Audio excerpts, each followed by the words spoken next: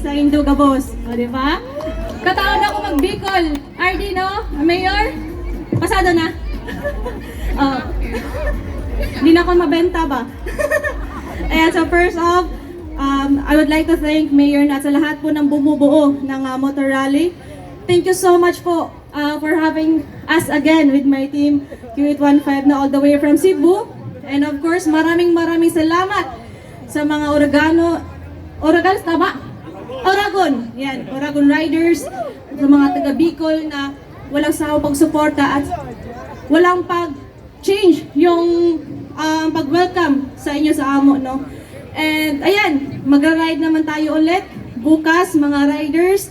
Glad to see you again po. So, ayan, so sa mga nano nyo sa social media, recent na mga road rage, mga accident. Sana po ay ito yung magsilbing aral sa ating mga riders. Hindi lang sa ating mga riders, kundi po sa ating lahat na gagamit ng daan, no?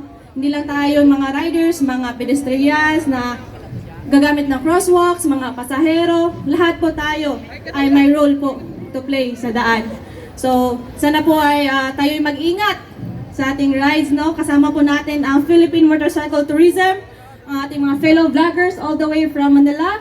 And of course, Sir Cesar, Philippine Motorcycle Tourism at TPB, and of course, RD, at saka Mayor. Ayan, maraming salamat po and see you tomorrow. Ride safe. Thank you very much to our